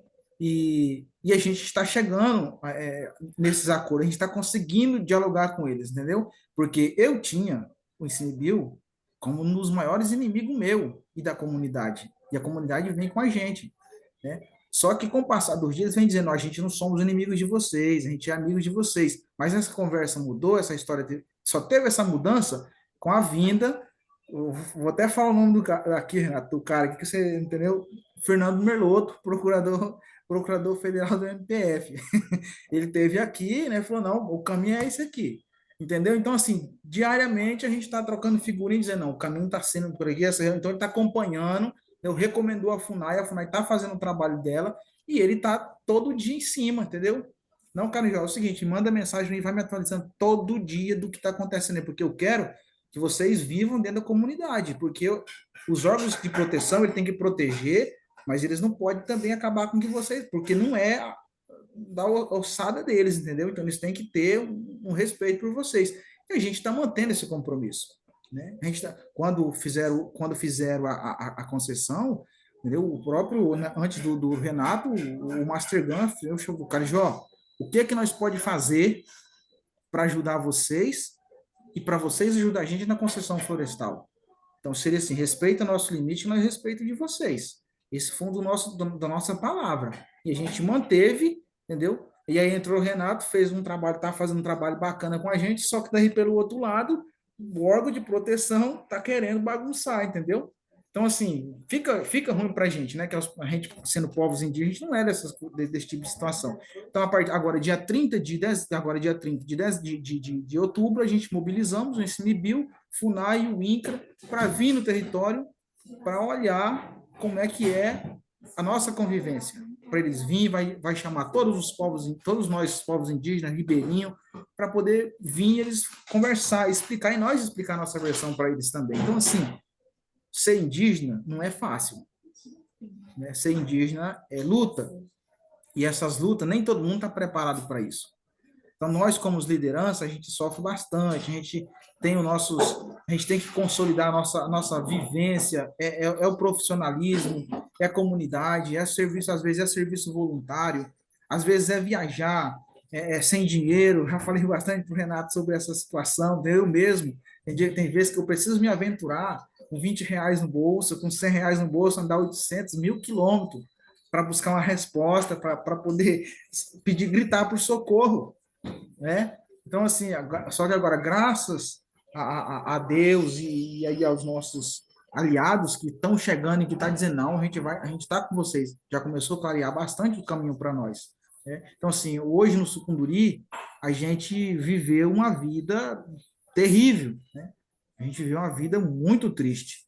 E a gente está lutando para poder garantir o nosso território, que é o sonho dos povos indígenas, né? Garantir o território e viver a vida conforme conforme o nosso jeito, porque a gente não tem como dizer não, a gente vai deixar a nossa cultura para a gente viver a cultura do homem, do não indígena, que hoje a gente não usa mais o termo de branco, né, que é uma discriminação, então a gente não usa mais. Então, assim, vamos ver o que nós podemos fazer para se ajudar, e a gente está avançando nesse sentido. O Renato está com um mapazinho aqui, Renato, só acho que ele está mostrando aí para vocês, vai localizar onde a gente está, né? Então, aqui, pessoal, para vocês entenderem. Então, aqui é o estado do Amazonas, Rondônia, né? Daí a brincadeira da rondonização do sul do Amazonas. Esse aqui, ó, é o arco do desmatamento. Então, o desmatamento, aquelas imagens que eu mostrei, né? É um arco aqui que vai subindo, e a ideia é como brecar a movimentação desse arco aqui rumo ao norte. Como o Cacique falou, o processo é exatamente como ele descreveu.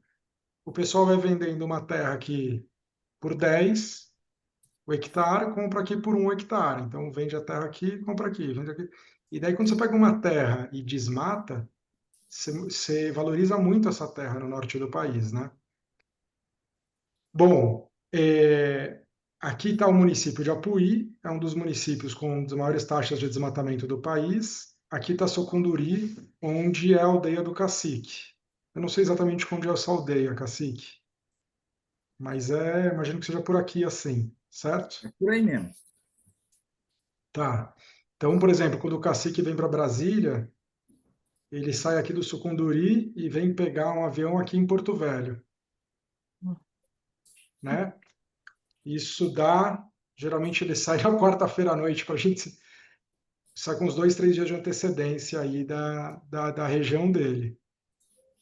Ao mesmo tempo, pessoal, e daí eu vou fazer essa falha e vou abrir para a gente ter uma meia hora de debate, mas também é uma pergunta que eu quero fazer para o Cacique, que é a seguinte: ao mesmo tempo, não sei se vocês ouviram falar, um dos principais debates que a gente tem hoje é a questão da pavimentação da 319. A BR-319 é a ligação futura entre Porto Velho e Manaus. Cadê Manaus aqui? E Manaus aqui. Certo, Cacique? Isso. Que hoje em dia é uma estrada de terra, assim como a Transamazônica aqui, ó, também ela é de terra. Qual que é a questão? Toda vez que você pavimenta uma dessas vias, você gera um movimento que o Cacique chamou também de espinha de peixe. O que é isso? Você vai tendo desmatamento dos dois lados da via. O processo ele é muito claro, ele é muito rápido, né? Quando você pavimenta, você fica é muito mais barato você escoar a produção, a terra valoriza e o desmatamento explode. A gente tenta controlar isso com uma criação de terra indígena, de conservação, mas não é um movimento muito simples, né? Criar no papel até que é fácil, né, Cacique? O difícil é implementar, de fato, unidades de conservação que tenham um gestor, né, que tenha turismo, que tenha controle, fiscalização, etc. E daí eu queria fazer uma pergunta e depois passar a palavra também para o pessoal, para eles tirarem dúvida aí. Mas a pergunta que eu queria fazer é qual que é a sua visão sobre a pavimentação, por exemplo, da Transamazônica, né? Se por um lado te beneficia... Claro, né? Você também quer chegar em Porto Velho, também quer chegar no hospital quando precisa, né? Também, claro. Mas você sabe que a pavimentação vai trazer uma pressão que hoje não existe, vai aumentar muito, né? Então, como que você vê essa questão? Então, Renato, essa aí e aos demais companheiros, essa aí é um debate que a gente tivemos no território Caguarriva, do Tenharim e Marmelo, ali nos Tenharins, Marmelos, Pirahã, os parentes ali, e a gente debateu, conversamos bastante em relação à pavimentação da 319. E das nossas preocupações maior é justamente a invasão de terra. Porque hoje os do agro, eles têm um avanço. Se vocês estão compreendendo, eles têm uns avanços. Mesmo a estrada não sendo pavimentada, eles conseguem avançar bastante. Eles vão lá, abre o ramal, corta a terra e vende. Então, pelo um preço abaixo. Isso é estrada não pavimentada. A partir do momento que vai asfaltar essa estrada, o preço das terras sobe, vai gerar derramamento de sangue, porque pessoas vão querer proteger o território e eles vêm de forma brutal. Os parentes Juma, que também estão bem próximos, eu acredito que também para o território, né, que eles têm que subir o rio ali, até esqueci o nome do rio que eles vêm também. Então, assim, querendo ou não, todo lugar chega a pressão. Todo lugar chega a pressão. E o território indígena, e tanto os indígenas quanto as próprias famílias tradicionais, os pequenos produtores rurais que moram ali de agricultura familiar, eles vão ser o primeiro a ser despejado por essa valorização da terra. Então, eu vou comprar deles. Então, assim, vai gerar um impacto gigantesco. Não só para nós povos indígenas, mas para aquelas comunidades que mora próximo, que não tem esse preparamento para isso, dizer, não, agora passou a estrada, agora eu tenho que valorizar meu território, porque quantas vezes eu não sofri aqui? Mas aí é o seguinte, a família tradicional, as famílias que estão ali, às vezes são fracas. O aliciador, vamos dizer assim, do agro, o grande chega lá e diz, ó, tenho aqui 10 mil reais. A família nunca teve em conta esse valor, disse, nossa, 10 mil reais é muito dinheiro, vou entregar meu território, entregou o território. Então, o quê? O outro já está vulnerável, porque aqui eu já consegui quebrar, então eu consigo trazer o outro ali. E nós, povos indígenas, o que é que nós vamos fazer? Às vezes nós não vamos ser nem contemplados, porque assim, às vezes a empresa oferece não sei nem como é que fala, que eu não entendo essa área, um custo-benefício, não sei, pode falar aí, os encargos, né, os acessórios, o encargo acessório. Então, assim, depois deixa de descumprir. E a gente vê isso, então, assim, a gente senta com os líderes do movimento indígena aqui do sul do Amazonas, a gente tem esses debates, a gente conversa, eu conversa certo ou conversa errada, mas nós nunca deixamos de falar sobre a pavimentação da BR-319. Agora, sim, são lados negativos, mas só que pelo lado positivo, não só não só o Maitá, não só Lábrea, mas o Apuí vai dar um estouro gigantesco, entendeu? Porque o Apuí tem muita fazenda, o Apuí tem produção de queijo, o Apuí tem, enfim, o agro aqui é forte, entendeu? Então, o que acontece? Vão deixar de andar pelo rio Aripuanã, de balsa, que a balsa demora 15 a 20 dias para chegar no Apuí de Manaus, e vão começar a trafegar pela 319, entendeu? E quem é que não quer mordomia? Quem que é ruim dirigir nessas estradas de chão, mas eles vai e, entendeu? Já está acostumado. Então agora assim, o salto vai ser gigante, entendeu? Então vai valorizar o município, vai aumentar o valor e com certeza o positivo e o negativo também veio junto. Então assim, são sérias consequências. Não sei se eu respondi sua pergunta, Renato, mas é o que a gente debate dentro do território. E daí eu queria passar a palavra aí para a turma. Quem quiser fazer Ótimo. Estou comentário, aqui à disposição para responder. Dúvida que vocês quiserem depois. Até alguém pediu minha rede social. Depois eu não sei como é que vocês fazem mandar por aí, entendeu? E como é que faz, mas aí eu passo para você depois, eu passo para eles Tá aí. bom. Tá?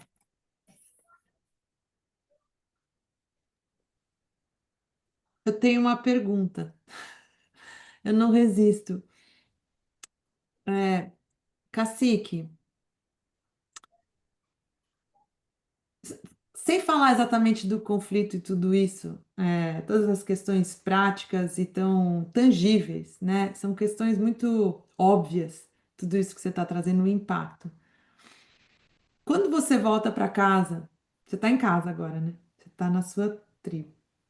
Quando você volta para casa, como que o pessoal da tribo enxerga tudo isso que está acontecendo do jeito que a gente vive aqui, esse progresso, esse crescimento? Como é que isso conversa com as suas crenças mais profundas, mais caras, né? Mais importantes?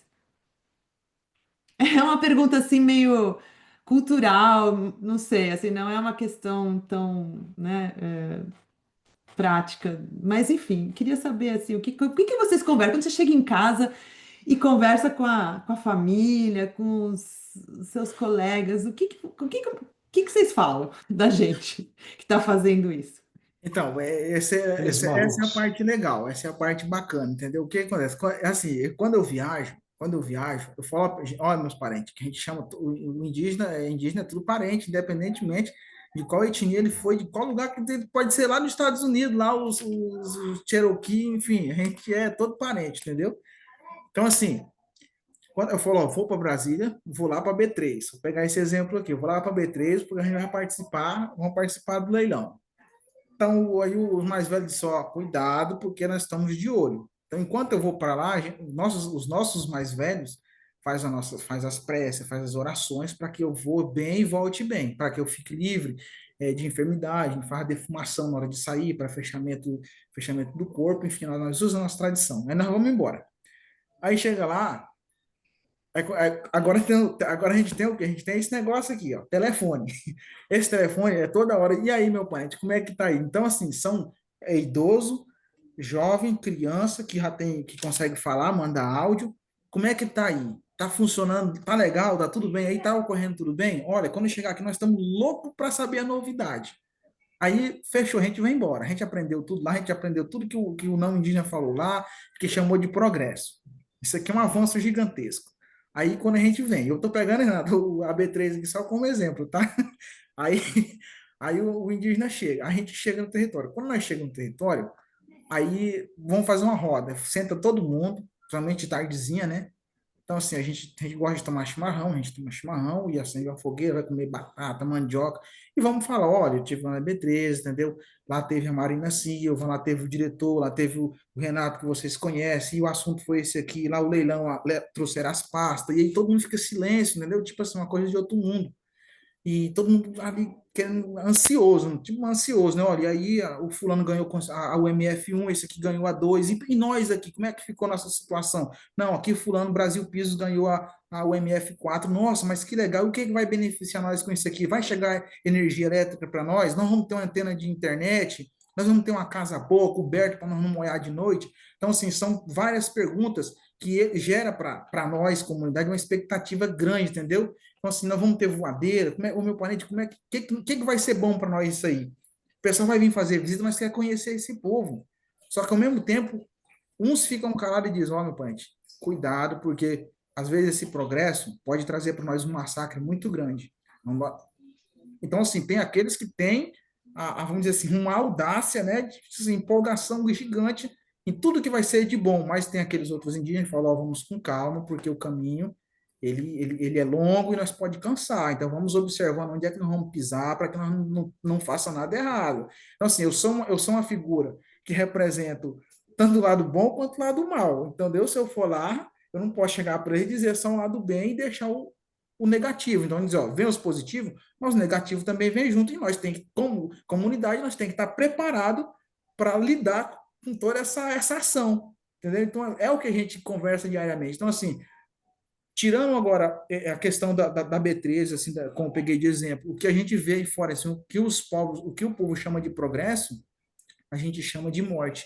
Porque uma floresta derrubada, para nós, povos indígenas, é mais um dos nossos ancestrais tombado. Então, a floresta, ela é como uma bomba para nós, né? Ela bombeia todo, toda a vida para que nós possamos se manter de pé. O Renato mostrou um croquis muito legal aí no mapa aí, que quando levanta das florestas, da nossa floresta que bate lá em cima nos Andes, eu acho, e joga no sul. Entendeu? Então, assim, é uma bomba que, se o povo aqui continuar desmatando, continuar fazendo todo esse que chama de progresso, lá embaixo vai sofrer. Eu não sei, Mônica, se eu respondi sua pergunta com precisão, entendeu? Mas eu fico à disposição para mais perguntas. Respondeu, obrigado. Eu gostaria que a gente aprendesse mais com vocês. Não sei como a gente vai fazer isso, mas vamos pensar de um jeito aí. Muito legal. Acho que o Caio está com a mão Ai, levantada. Boa noite, Cacique. Eu queria antes fazer um comentário, e depois eu tenho a pergunta. E o meu comentário é: eu vejo que na sua fala você trata da morte com uma certa não tranquilidade, mas com uma normalidade que eu vejo com tristeza, porque eu imagino que isso faça parte do cotidiano da vida de vocês, né? Porque a história, a nossa história é a história do massacre dos povos originários, né? E quando você trata disso com essa, entre aspas, tranquilidade, eu acho que isso mostra, de uma forma, pelo menos para mim, muito triste, como isso faz parte do cotidiano de vocês e como isso é absolutamente, né, para a gente, quando a gente fala de morte do nosso parente, é sempre uma tragédia e tal, que é sempre um tabu, e para vocês o teu discurso me mostra que faz parte do cotidiano e da luta de vocês, né? Mas, enfim, eu queria só comentar isso, e a minha pergunta é o seguinte: esses dias teve um indígena na escola da minha filha, e ela fez essa pergunta, eu queria fazer a mesma pergunta para você. Como que é vocês se inserirem, né, através dos espaços de representatividade, como é que vocês esse processo de vocês se inserirem na nossa sociedade, até de forma na representação oficial, e lidar com isso, mantendo a cultura, né? Quer dizer, como é essa disputa entre se inserir na nossa sociedade para fazer esses debates com a gente em busca da luta de vocês, e preservar a cultura de vocês. Obrigado aí pelo tudo que você trouxe para a gente hoje. Caio, essa sua pergunta é bastante interessante.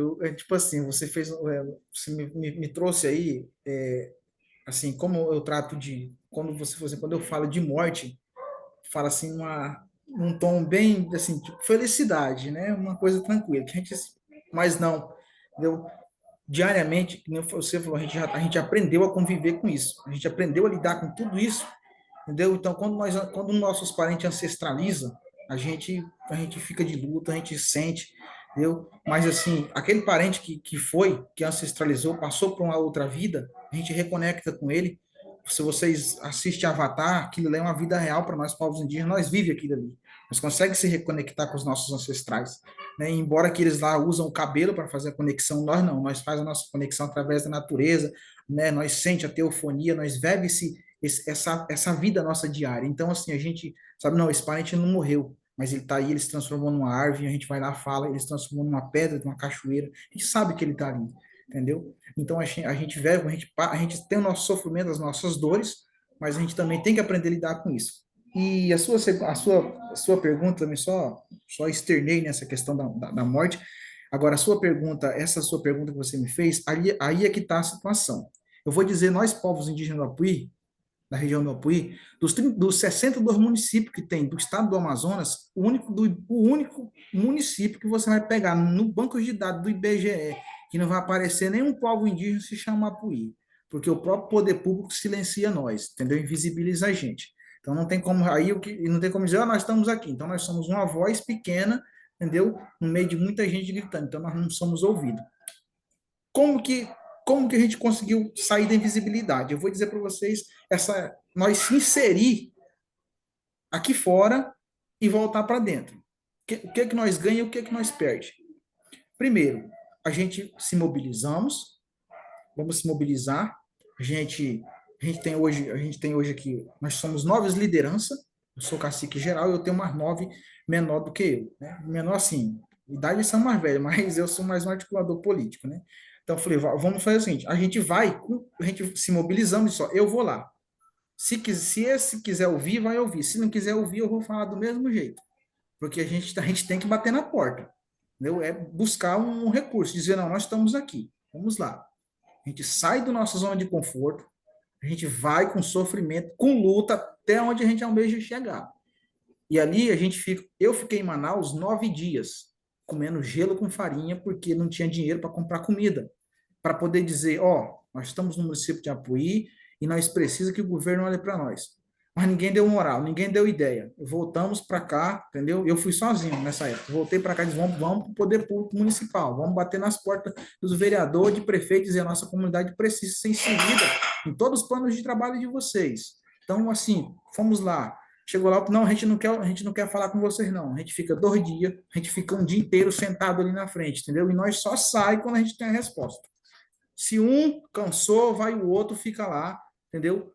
Só que assim, às vezes nós conseguimos esse progresso, nosso como povos indígenas, nós conseguimos vamos trazer agora as políticas públicas para a comunidade. A partir do momento que nós trazemos essas políticas públicas, os indígenas que estão dentro do território, que ele passa a conhecer e ter acesso de imediato, o caminho dele, vamos dizer assim, na vida dele se abre um leque.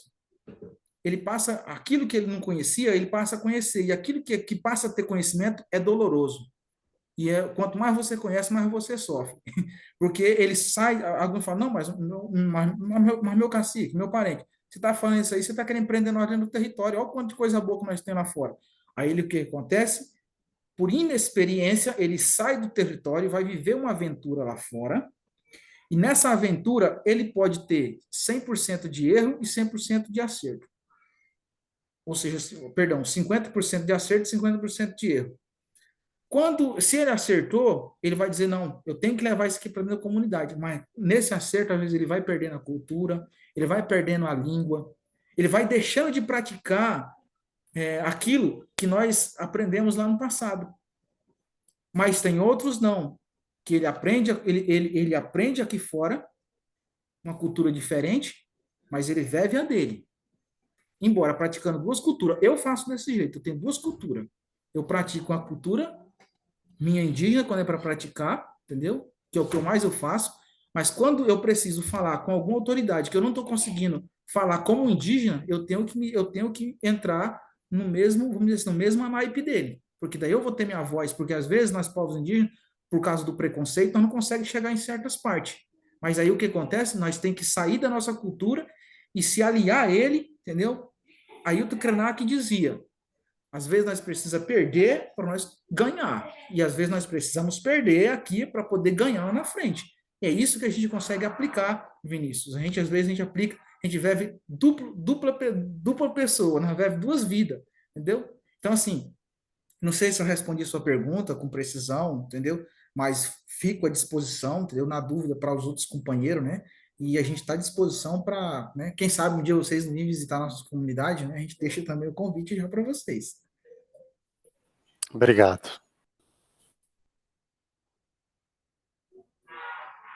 Turma, mais algum comentário, pergunta?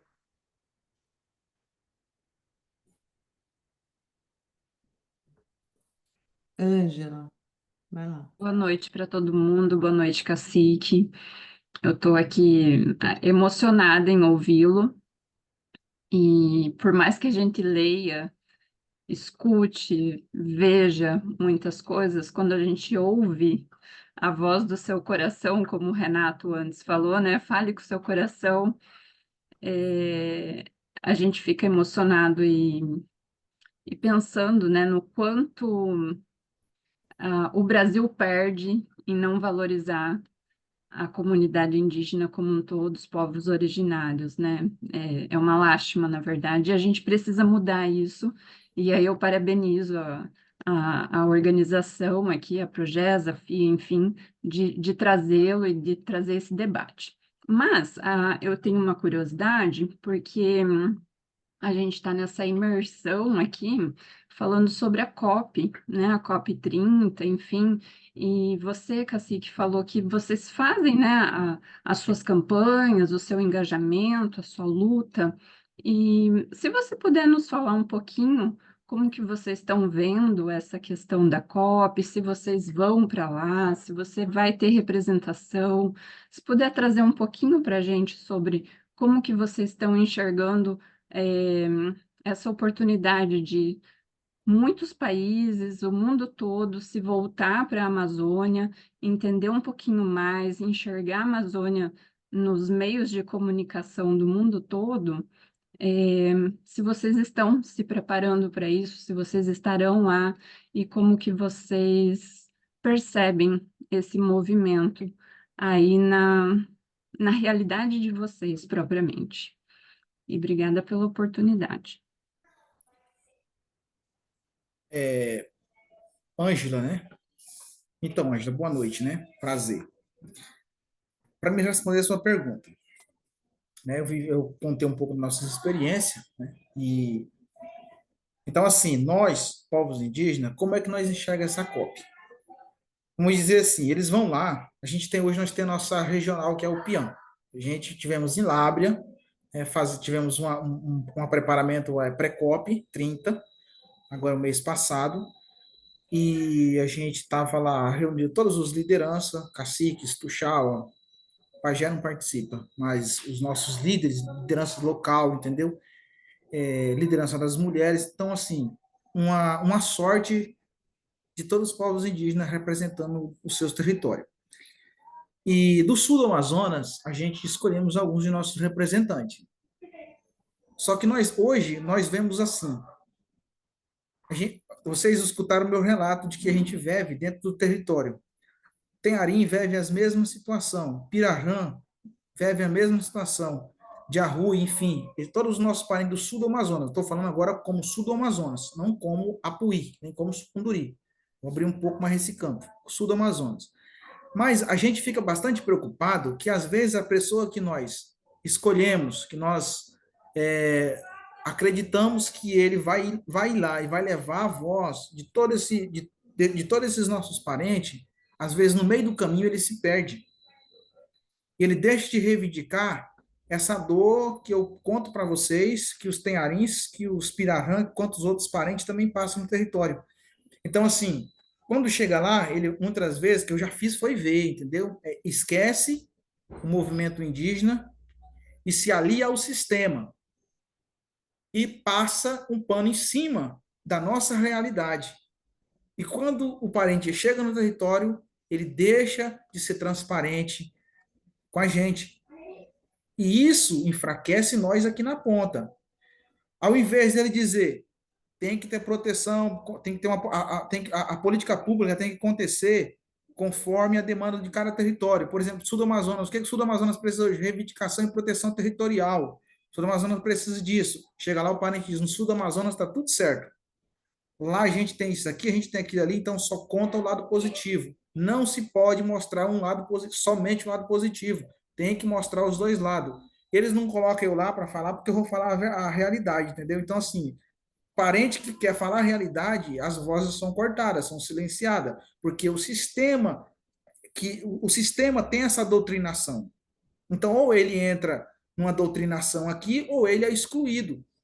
Porque na Precop já foi deixado bem claro, a gente já tem as pessoas que vai. Então, nós só fomos para lá para poder, vamos dizer assim, para ser mais um número, para dizer, não, lá tinha 100 indígenas, lá tinha 200 indígenas. Mas entre esses 100, 3 já foram escolhidos, um nomeado pelos povos indígenas, que permita Tupã, Nhandejára que não aconteça, dele se perder no meio dessa jornada. Mas se nós, como povos indígenas, assim, ó, Caijó, você tem direito à palavra na COP. Eu ia reivindicar, entendeu? Ia mostrar, ia dizer, claro que a gente vai pegar porrada depois, entendeu? Mas você tem que falar pura realidade, entendeu? Esses crimes ambientais que o próprio órgão do governo está fazendo, entendeu? Vai lá dentro do rio, lá toca fogo naquelas balsas, o tanto de peixe que matou agora essa semana retrasada aí, ó, entendeu? Vai o quê? Vai dióxido de carbono para dentro da água, entendeu? Vai o azogue, entendeu? Vai póvoa para dentro da água, e aí os peixes, mata os peixes. Tinha comunidade tradicional, entendeu? Que agora eu me esqueci o nome agora esqueci o nome da colega nossa lá, ela estava dizendo, nós não tem água para beber porque a água está contaminada, o Ibama estourou lá as dragas, as coisas todinha lá, e aqui na comunidade nós temos que buscar água num latão, num outro lugar, tão longe da nossa comunidade.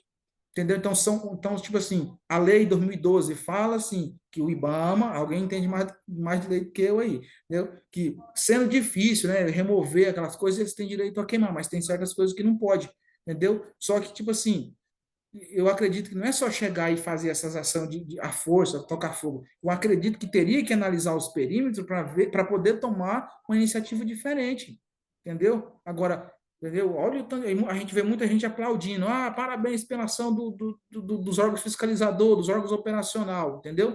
O Renato é governo, me perdoa de eu estar falando mas ele também sabe, né? Entendeu? Mas aí quando você pega lá, o próprio parente relata, olha, nós temos um grupo daqui que passou, você ó, acabei de tirar aqui, olha o tanto de peixe morto, urubu em cima fazendo limpeza na água depois, e a água não tem cidadão que consiga tomar, entendeu? Então são coisas que precisam ser dito nessa COP, são coisas que eles não deixam a gente falar, entendeu? Então são coisas que você tem que falar, ó, essa aqui, vocês estão certos de fazer isso, mas vocês também têm que se policiar de ver o que vocês podem fazer para solucionar, porque quem sofre com isso aí é nós, povos indígenas, os ribeirinhos, os quilombolas, os tradicionais que estão ali, porque vocês têm água mineral para tomar lá na cidade de vocês, e nós, que não tem. Então, tipo assim, são coisas que tem que ser reivindicadas na COP, tem que ser mostrado esse problema e tem que apresentar uma solução. Entendeu? O tratado, não sei, certo, tem algum tratado, alguma coisa, é a cúpula dos países, entendeu? Tem que ver uma solução para isso. Essa lei de 2012, se não me engano, eu até esqueci o nome, tem que ser revisada, tem que ser, sei lá, feita uma consulta pública, como é que funciona, como é que tem que ser feito, mas nada disso faz. Então, assim, a COP, para mim, para os outros indígenas, entendeu? Ela é boa, ela tem sim os seus acertos, mas também tem os seus erros. E a gente já nomeou alguém para ir lá na COP, Ângelo. Não sei se a sua pergunta foi relacionada mais ou menos isso, mas é um esclarecimento que eu vejo, tá? Isso é eu. Se vocês abordar outros indígenas por aí, não vai ter o mesmo ponto de vista que eu tenho em relação à COP 30. Não, tá ótimo, agradeço e queria ouvir a sua opinião mesmo. E agradeço. É uma pena, né, que a gente passe por tudo isso que você acabou de trazer, Mas eu espero que vocês consigam ter voz e mobilização suficiente lá e que consigam algum engajamento, né? Obrigada. Dispõe. Pessoal, mais algum comentário? Questão? Ó, nós temos duas perguntas, mas eu vou pedir para o pessoal ser breve, porque acho que a gente já terminou o nosso horário aqui, então se forem perguntas breves para a gente poder encerrar e liberar os nossos convidados. Quem quer falar primeiro? A Sandra? Acho que a Sandra está primeiro. Sandra, põe sua câmera que a gente. Oi, deixa eu tentar ligar aqui minha Essas são as câmera. regras, só pode fazer pergunta se a gente vê quem é. Hoje em dia, com a inteligência artificial, a gente nunca sabe, pode ser um robô. Agora sim, vê se vocês estão me vendo. Então, né? Tá me ouvindo, né?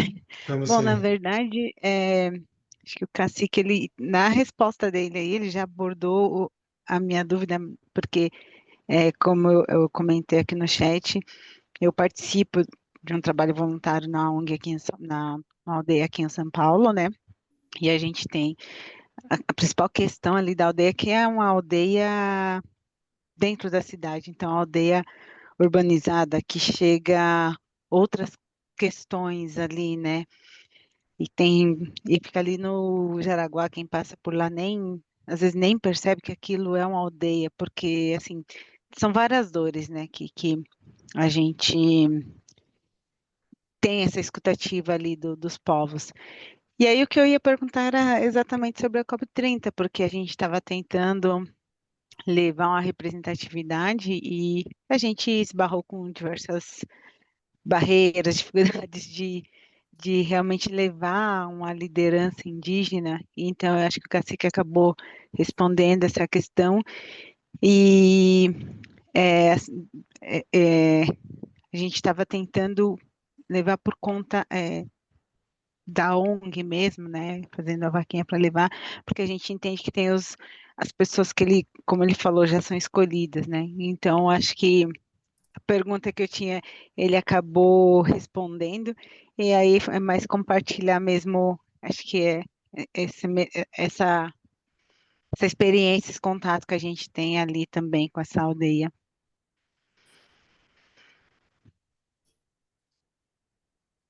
Obrigado, Sandra. Tranquilo.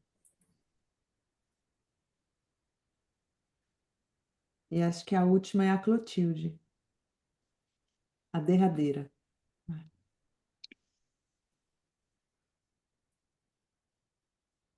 A gente não está te ouvindo, Clotilde. Não. Você quer escrever no chat a sua pergunta? Se for alguma coisa rápida? Se não for uma pergunta muito complexa de escrever?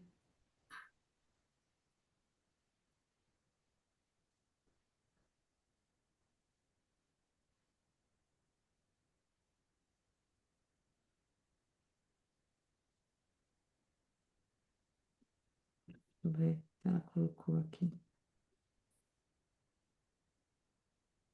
Sua visão, que ensinamentos da sua aldeia você poderia deixar para nós?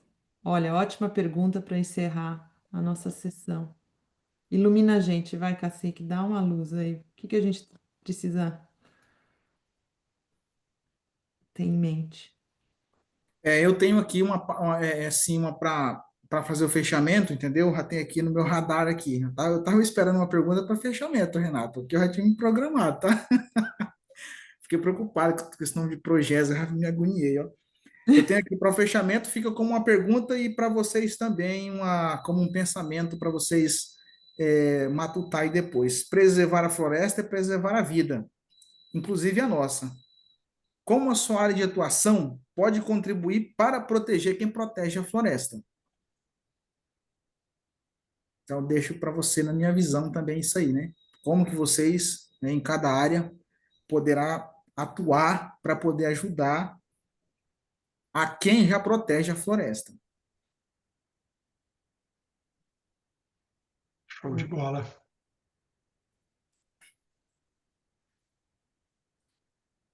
Muito Olha, legal. da minha parte, eu só quero realmente agradecer. Primeiro, por vocês protegerem a floresta por todos nós. Acho que a gente não.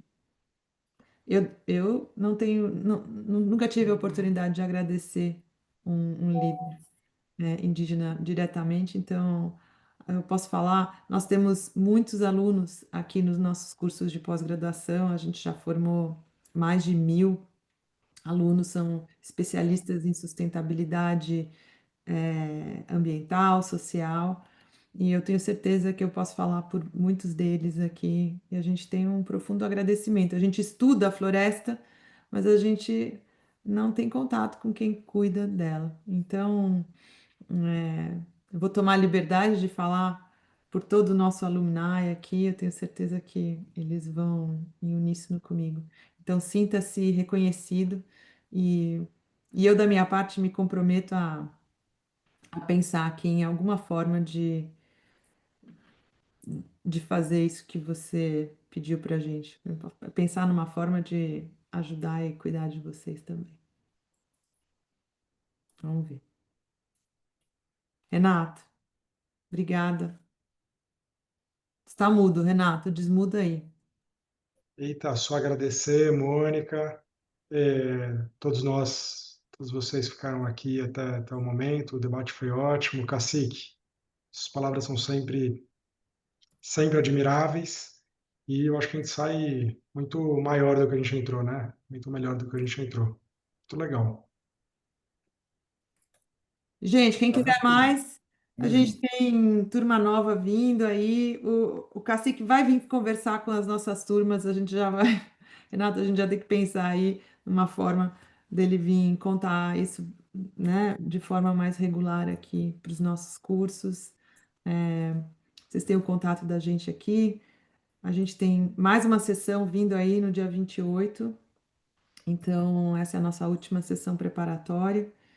E espero ver vocês em sala de aula. A gente tem muito que aprender, tem muito conhecimento aí pelo nosso Brasil, nessa parte ambiental. Nós somos uma potência mesmo, a gente precisa conhecer melhor tudo isso. Então, Mônica, eu fico à disposição, tá? Tomando a sua palavra, só quero agradecer, tá? E aí eu tô aqui, o Renato tem meu contato, qualquer dúvida, faz um sinal de fumaça que eu consigo localizar vocês. Tchau, pessoal. Boa noite. Grande abraço. Valeu. Boa noite. Tchau, Tchau, boa boa noite. noite. Tchau, boa noite. Obrigada.